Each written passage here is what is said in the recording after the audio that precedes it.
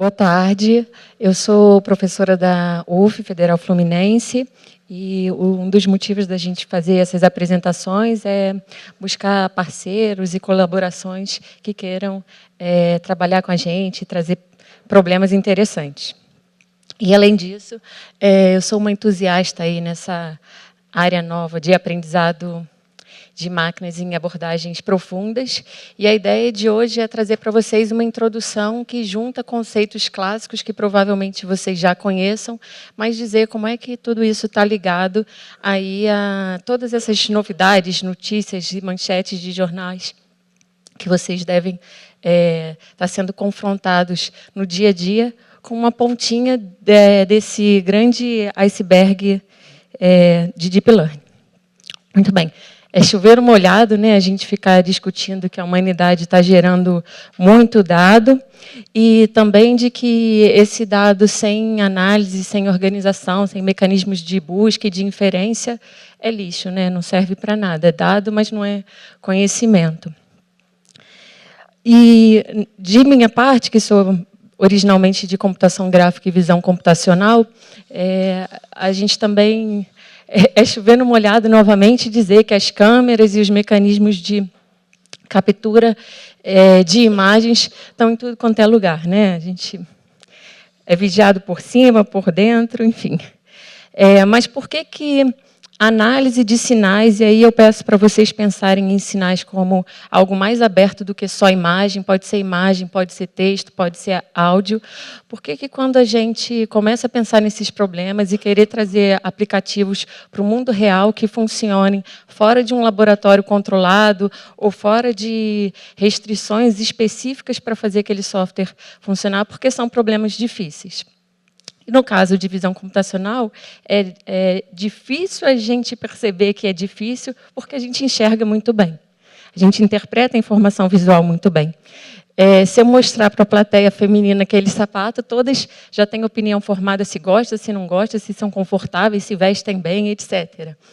Sobre essa latinha, a gente consegue inferir que é uma lata, consegue pensar o que cabe ali dentro, consegue encontrar ela no meio de outros objetos, apesar dela estar ali deformada, com informação de luz completamente alterada.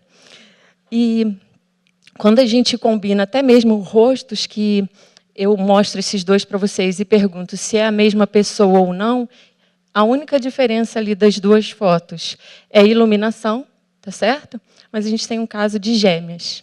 Ou não, vou deixar para vocês a resposta. Quem quiser consultar essa base de gêmeos, está ali na referência. Muito bem. Novamente, a gente, na prática, encontra problemas como oclusão total. É só... É para mexer aqui? Bem, eu vou... voltou. Mas eu acredito que boa parte de vocês já sabem quem são os personagens ali atrás daquele esconderijo, apesar de estarem vendo apenas um pedacinho deles, né? Aí parece uma coisa super exótica, assim, você não vai fazer um software que faz visão computacional no celular e vai tratar a oclusão. Na verdade, se eu tirar foto de vocês agora, eu não estou vendo metade do corpo de ninguém, né? Então, a oclusão é real, aparece nos softwares, aparece nas imagens que a gente captura. E aí a gente tem desde problemas de mimetismo, que tem aqueles extremos da natureza, onde a gente não consegue ver ali os animais que estão escondidos, só que, na prática, o seu usuário ele quer mostrar para você que ele quer buscar um abajur novo e ele tira essa foto aqui. E aí, como é que você compreende que ele está falando sobre o abajur e não sobre aquela confusão toda de que está naquela foto? Tá? E, além disso, mesmo quando o objeto já está isolado e só ele na foto, ainda tem uma série de variações de cada uma das classes ou dos conceitos visuais que a gente encontra na natureza. Então, se eu pegar um objeto que nem vida tem, que é a cadeira, e aí eu pergunto para vocês, por que elas são cadeiras? Porque dá para sentar. Agora, escrever um software para detectar a cadeira com tanta variação começa a ficar mais complicado, tá? E aí, nas abordagens de aprendizado profundo, que têm conseguido aí, performances próximas ou até superiores da humana, elas têm tido sucesso nas 3 grandes áreas de aprendizado de máquina, tá? Supervisionado, não supervisionado e por reforço. Por questão de tempo, hoje eu peguei um caso de sucesso aqui, que está dentro do aprendizado supervisionado, e eu vou detalhar para vocês. Qual é a filosofia do aprendizado supervisionado? Olha, eu vou fazer um mecanismo de aprendizado onde dada a entrada, eu associo àquela entrada uma saída conhecida que eu quero que ele associe àquela entrada. E o que eu espero? Eu espero que, na prática, no uso daquele produto, no uso daquele software, ele veja uma entrada que ele nunca viu antes, mas que ele saiba fazer uma inferência de uma saída coerente. E aí, esse grande boom de deep learning, de aprendizado profundo, começou a chamar a atenção das pessoas, principalmente da comunidade científica, porque a indústria já tinha comprado a causa há mais tempo, com um campeonato baseado em uma base de imagens realmente grande e realmente livre, com uma grande quantidade de categorias de objetos e uma grande quantidade de imagens capturadas livremente da imagem, mas que recebiam um rótulo, uma saída, uma categoria associada à nomenclatura WordNet, que vocês devem conhecer, né? Aquela hierarquia semântica das palavras. Então, eu tenho, por exemplo, a definição de cachorro, embaixo de cachorro eu posso ter poodle, pastor alemão, etc, etc. Então, eu tenho toda uma hierarquia de palavras semânticas aqui, e cada uma dessas palavras, cada uma dessas imagens foi associada a esses rótulos. Muito bem, e o que era o desafio? O desafio permite que você mostre uma imagem para o seu software, tá? E ele diga, então, como resposta, o que ele acha que aquela imagem está falando, dentro daquelas 1000 categorias. Ele foi feito com um subconjunto da ImageNet, não dela toda, mas 1000 classes de objetos bastante diversificados em imagens bastante livres. E o aplicativo ele tem 5 chances de dizer o que é. É razoável a gente dar essas 5 chances, porque mesmo um ser humano, se eu pedisse para vocês chutarem aqui o que está na imagem, alguém pode dizer que é um menino, pode dizer que é um instrumento musical, etc. Então, a gente tem uma certa ambiguidade ali. Muito bem. Qual é a abordagem clássica? E aqui eu quero juntar processamento de imagens, de áudio, de texto. Bem, a abordagem clássica a gente pega os nossos dados, faz tratamentos baseados em conhecimento especialista, para limpar aquele dado, para apurar aquele dado, depois faz extração de medidas daquele dado, já com a intenção de que, como especialista, eu crio um modelo matemático que me leva àquele problema que eu quero resolver, tá certo? Então, tem uma forte interação do especialista aqui. E aí, muito provavelmente, a gente retira desse processo uma assinatura, que é um vetor numérico, um descritor, que eu jogo para um processo de tomada de decisão com aprendizado de máquina. Tá? Muito bem. E essa abordagem clássica, né, que para a imagem é tomada pela visão computacional com N algoritmos, em 2010, ela conseguia 28% de erro ali nesse desafio que eu mostrei para vocês. Tá? Quando chegou em 2012, teve uma quebra de 10% aqui, gente, já pela rede chamada AlexNet, né, desenvolvida numa universidade canadense aí de um grande grupo que é à frente dessa área. E o degrau que a gente está enxergando aqui é muito significativo, né? Se a gente comparar o que as pessoas conseguiram fazer com sistemas com mais conhecimento especialista de 2010 para 2011 e o que aconteceu de 2011 para 2012, onde quem ganhou, então, foi um sistema baseado em Deep Learning nos conceitos que eu vou mostrar para vocês. Muito bem. E agora, esse é um campeonato que acontece em dezembro. No finalzinho do ano passado, eles conseguiram bater, na verdade, cerca de 3,5% de erro. E aí tem outro marco significativo, que é essa taxa de erros, né, ou de acertos, já é melhor do que você espera para um ser humano, né? A gente pedindo pessoas qualquer para dizer o que tem naquela imagem, fazendo o processo de validação, fica por volta de 5%. Tá? Então, o que a gente vê acontecendo? Até 2010, sistemas com conhecimento de processamento de sinais especializados. De 2012 para frente, redes de convoluções, que são essas Convolutional Neural Networks, que eu vou dar os conceitos básicos delas para vocês, até que no ano passado a gente tem uma rede super profunda aí, desenvolvida pela, a que ganhou foi desenvolvida pela Microsoft, com 150 e tantas camadas. E eles conseguiram, em laboratório, fazer uma de 1.000 e tantas camadas. Ela é bastante profunda. Tá? Tcharam! Voltou. Próximo assunto. Vamos lá, então. O que tem de não tão novo assim nessa área? Não tão novo assim nessa área está o conceito de perceptron, que vai aparecer ali.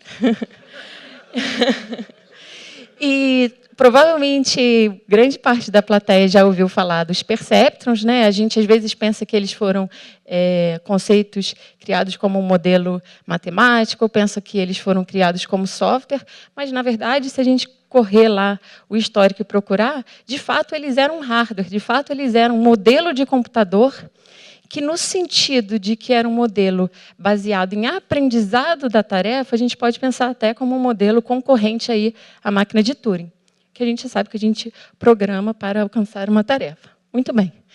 Então, eu tenho um perceptron como uma combinação de entradas em que eu dou pesos, então eu vou misturar essas entradas com uma ponderação, e aí, nesse primeiro elemento, eu somo todo mundo. Até agora, eu estou fazendo uma combinação linear, uma transformação linear dessas entradas. Só que, logo após fazer essa combinação, para que eu aumente a minha capacidade de representar transformações difíceis ou questões difíceis, incluindo, então, o que a gente chama de uma função de ativação. Bem, vamos botar uma coisinha não linear ali, para a gente conseguir mapear famílias de funções mais complexas, resolver problemas mais elaborados. Tá? E aí, eu juntando um perceptron aqui estaria representado por um nozinho desses, tá? E eu juntando esses neurônios em várias camadas, camada que eu estou chamando uma coluna, foram criadas as estruturas ou as topologias de arquiteturas de múltiplas camadas. Tá? Então, essa arquitetura clássica ela é chamada de completamente conectada, porque um neurônio de uma determinada camada ele recebe todas as entradas da camada anterior. E quando estou dizendo aprende, o que é o aprende? Eu vou aprender aqueles pesos, aqueles Ws que apareciam na equação anterior. Tá? Então, vou aprender pesos para botar nessas arestas e misturar todo mundo aqui, para que esse cara faça uma transformação no dado que representa alguma notação ali. Tá? É feito todo um processo de treinamento em que eu jogo o sinal por esse processo de transformação, por aquelas funções. Eu tenho a exigência de que todas devam ser diferenciáveis. Por quê? Se eu sei diferenciar, eu sei dizer o quanto cada neurôniozinho, quanto alterou a minha resposta final. Tá? E aí eu posso fazer o caminho reverso, quer dizer, eu chego do lado de cá, eu tenho treinamento supervisionado, eu sei que eu deveria ter dito que é um cachorro, mas eu estava meio distraída e disse que era uma flor. Calculo o erro dessas coisas, na verdade, é um vetor numérico, e volto consertando a minha estrutura, só que cada pedacinho vai ser influenciado só por essa derivada, né? A gente usa a regra da cadeia só por quanto ele, de fato, alterou o sinal na ida. Tá? Então, é um ciclo de treinamento, a gente apresenta a base várias vezes para essa rede, até que ela, idealmente, aprende. Muito bem, outro assunto. Fica preto aí. Não quis fazer o corte. Vamos juntar, então, esse clássico de redes neurais com o que é clássico de processamento de imagens, já que a gente quer chegar no desafio lá de classificar as imagens. Quem é de processamento de imagem está muito acostumado a ver a imagem como um sinal, né? Então, não só a gente enxerga ali como células pretas e brancas, mas a gente está vendo aquilo também como uma função de alturas. E a forma da gente operar ou fazer aquelas medições que lá atrás eu chamei de features é a gente produzir filtragens, que também recebem o nome de convoluções. Ó, estou ligando, né? Nessas imagens aqui, tá certo? O que é uma convolução? Bem, para cada pixel da minha entrada, eu vou escolher uma mistura de vizinhos, tá? E eu vou dar pesos para dizer como é que eu vou combinar esses vizinhos. Aí eu misturo esses vizinhos com um peso, acho um novo número e produzo um pixel na mesma posição aqui com uma combinação linear daqueles pixels de entrada. Aí o que eu vou fazer com essa máscara? Chegar um pouquinho para o lado, misturo de novo e acho o pixel de entrada. Tá? Por ano, gente, esse mecanismo de filtragem ele tem muito suporte teórico, né? Ele é usado desde da Primeira Guerra para análise e recuperação de sinal, de vários tipos, mas a gente consegue, como especialista de processamento de imagens, a gente consegue pensar o seguinte: o que eu quero que essa matriz de pesos calcule para mim? Tá? Então, um exemplo fácil de vocês entenderem é o seguinte: olha, se eu quero calcular a derivada ou variação, eu faço o anterior menos o atual, e aí eu calculo uma derivada. Tá? Então, essa imagem que vocês estão vendo aqui é da derivada. Eu estou tentando pegar variações na minha imagem e isso acaba destacando para mim arestas verticais, no caso desse filtro que eu falei para vocês. Então, repara que o sistema especialista ele parte de um modelo matemático que eu quero transformar o meu dado para aquela medição, e aí eu passo a enxergar ou representar aquele modelo matemático com uma função de transformação, que é um filtro que eu posso enxergar como imagem, ou como matriz, ou ali como um mapa de alturas. Muito bem, vamos juntar outro assunto. É o samba do crioulo doido aqui, junta tudo. Outra área que influenciou tanto o aprendizado de máquina quanto a visão computacional, mesmo no seu caminho mais clássico aí, é a neurociência. Tá? E aí, lá, quase nos anos 60, conseguiram, através de eletrodos, né, não muito agradável, mas em mamíferos, descobrir que o nosso caminho visual ele vai alterando esse sinal visual que chega na nossa retina através de pares de camadas, células, chamadas células simples e células complexas. Aí eu transformo de novo aquele dado por uma célula simples, depois por um conjunto de células complexas, e assim por diante. Tá? Essa descoberta de como funciona, de fato, a nossa compreensão do dado visual, ela começou a inspirar as primeiras redes que já tinham as características das redes de convolução que a gente usa hoje e que tem ganhado os desafios. Tá? Então, a gente tem transformações da imagem original, só que agora eu vou fazer várias transformações, e aí eu vou fazer camadas e camadas, alterando ali pares de transformações. Muito bem, então vamos mudar aquela rede de múltiplas camadas de perceptron para ela processar o dado visual da forma que eu queira. Tá? Agora, uma camada ela vai ter altura e largura, que é a minha própria imagem, só que ela vai ter profundidade também. Na primeira camada, a profundidade são as cores, né? Eu tenho R, G e B. Só que todas as camadas da minha rede, elas ficaram um pouco mais gordinhas agora. Todas elas vão ter profundidade, tá certo? Muito bem. Só que eu não vou mais usar aquela estrutura completamente conectada, porque a neurociência disse assim para mim: olha, esse caminho visual de transformação do dado, do sinal visual, ele, na verdade, é feito com padrões de localização. Então, um neurônio, ele vai estar observando, ele vai estar conectado na nossa estrutura lá, apenas a uma sub-região aqui da camada anterior. O neurônio do lado vai estar conectado a outra parte da minha camada anterior. E assim por diante. Tá? E, além disso, o que eu vou fazer?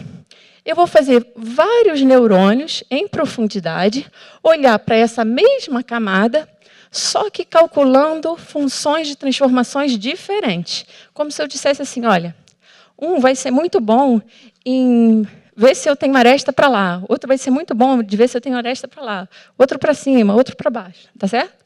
Quer dizer, cada um vai ser especializado em uma medição, em uma transformação diferente, naquela mesma regiãozinha ali que eles estão observando. Aí eu junto tudo isso, eu vou ter o quê?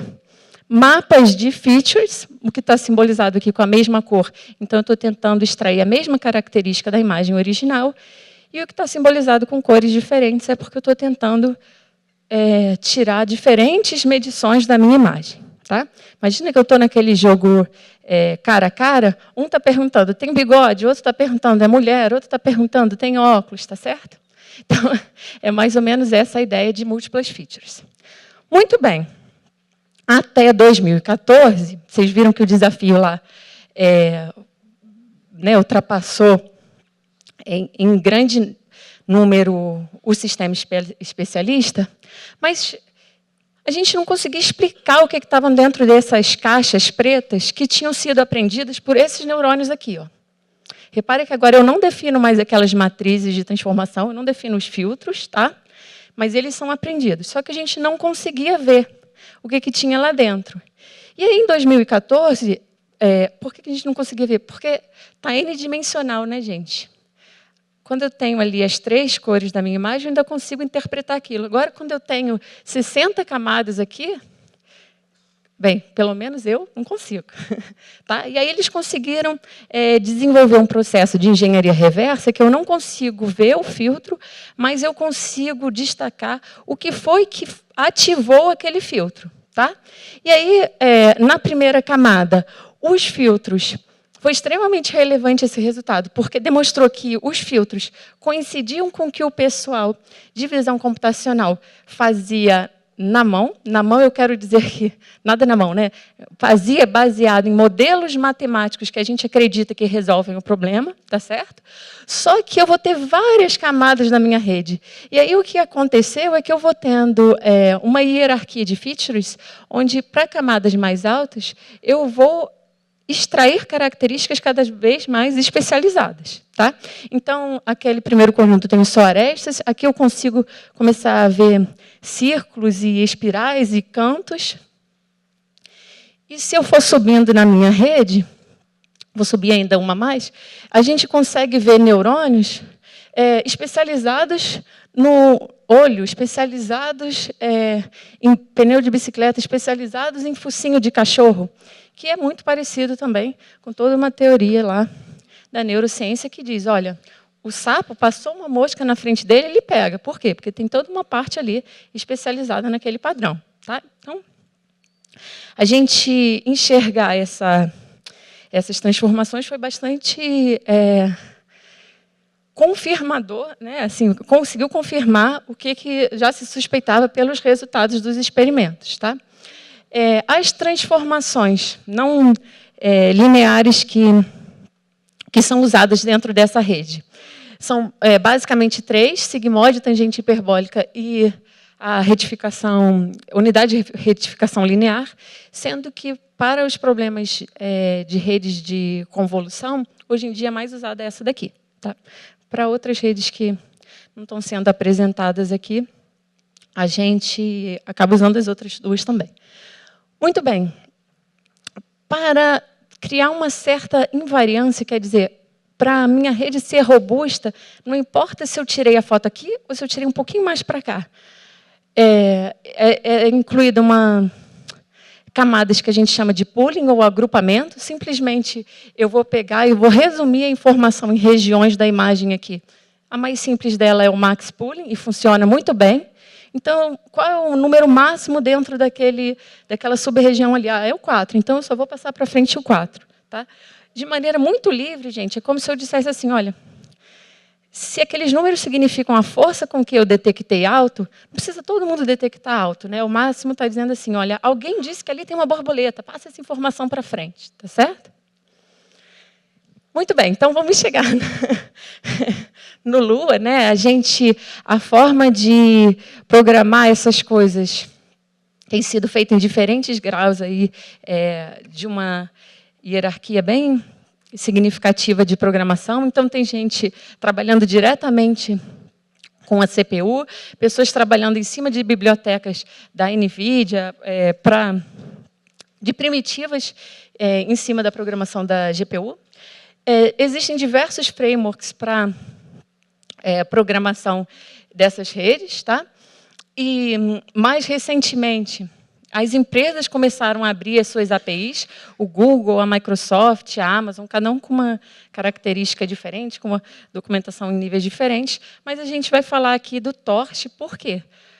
Obviamente, tendo suporte de Lua, não só tem todas as características de Lua que, bem, vocês provavelmente sabem muito mais do que eu, mas a gente vem junto um monte de bibliotecas aí de processamento de imagens, de sinais numéricas, de álgebra linear, que facilitam muito as tarefas que a gente quer fazer, tá?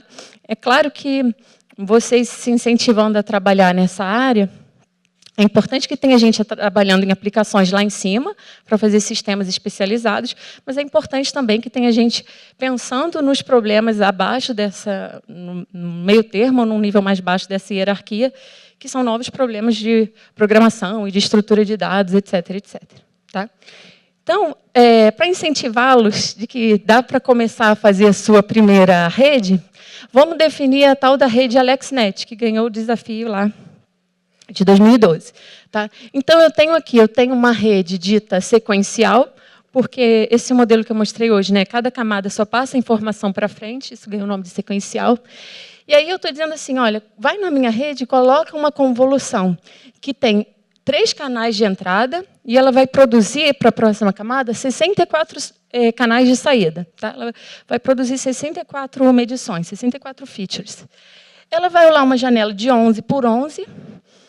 Em processamento de imagens, é muito comum que a gente dê um passinho só para um lado, tá? Mas, nesse caso aqui, eu posso estabelecer um passo maior, se eu não me engano, era 4. Era 4. Tá? Então, do meu pixel, o próximo pixel que eu vou processar, ou do meu próximo entrada que eu vou processar é 4 para o lado. Tá?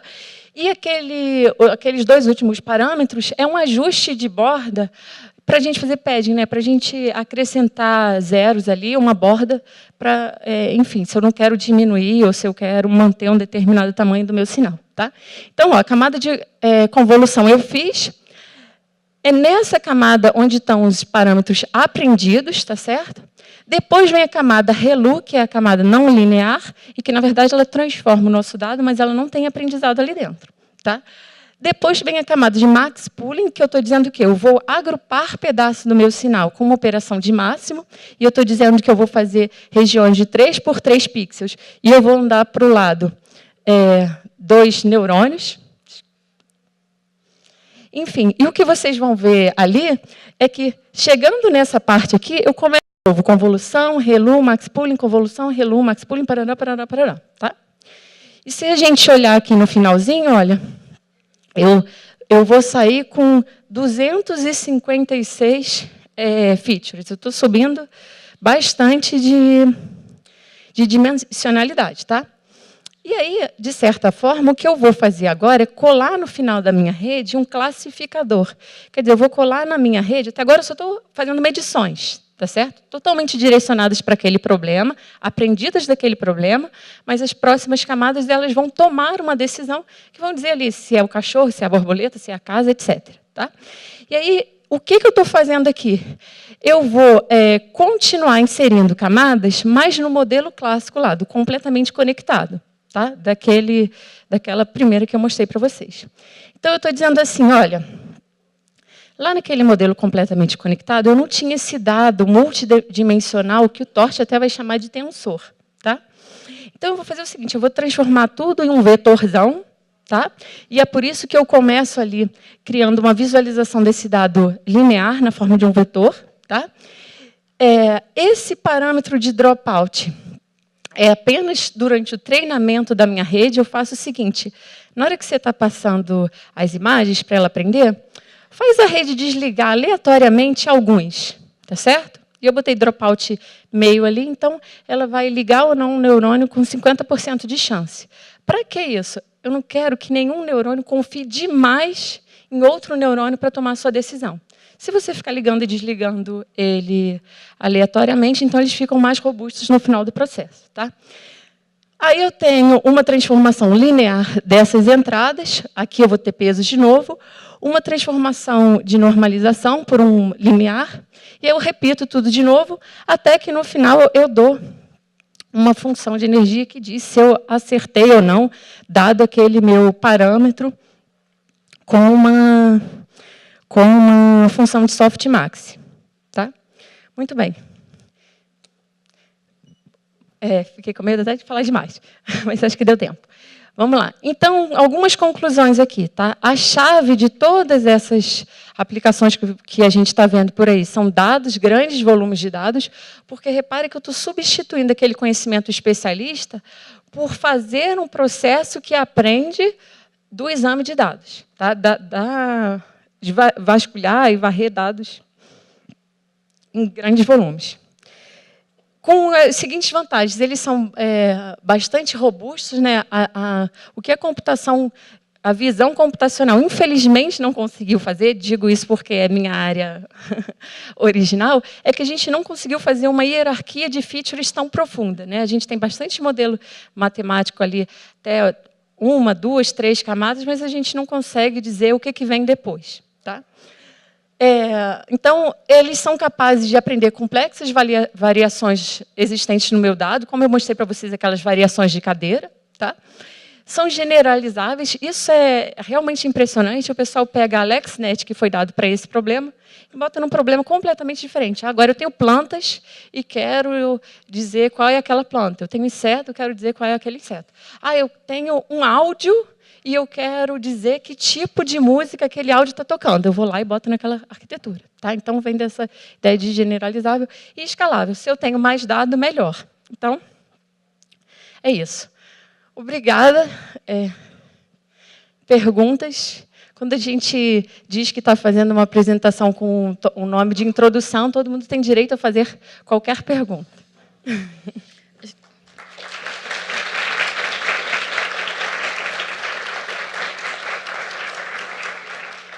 Nós vamos ter tempo para uma perguntinha só. Você já levantou a mão? É rápido. A minha é curta. Esse método funciona também para imagens não estáticas, digamos? Sim. Na verdade, até por questões, né, de tempo, a gente acaba dando um curso de 6 meses lá na UF sobre isso. Existem redes melhores para se tratar sequências. Tá? Então, quando você está falando de vídeo, ou você quer observar coisas que têm um certo dinamismo, existem as redes recorrentes, tá? Que elas têm mais essa coisa de encontrar features temporais. Então, o ideal para a sequência são as recorrentes. Tá? Mas, enfim, não cabia. Tá, eu acho que a gente tem tempo para mais uma pergunta enquanto ele ajusta o computador. Você falou que existe uma inspiração na natureza. Você sabe a ordem de grandeza de quantas camadas tem a rede no cérebro de verdade? Olha,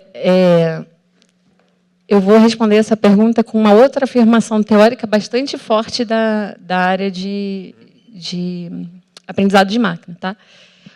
Boa parte do tempo, as pessoas não acreditavam nessa área. Né? Vocês já devem ter ouvido falar de que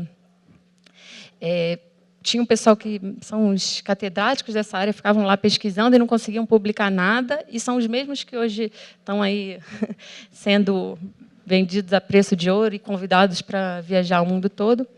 E o que se acreditava? Tem um teorema em redes neurais que diz o seguinte: olha, com 2 camadas ocultas, você consegue modelar qualquer coisa, qualquer função, qualquer família de função. Tá?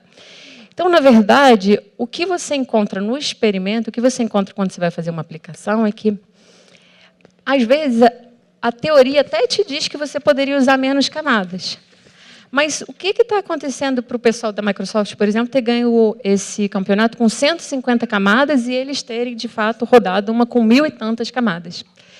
É que, se eu simplificar cada passo, o processo numérico que acontece dentro de um computador, que é limitado e que a gente conhece todas as restrições, ele, na verdade, no experimento, ele converge melhor.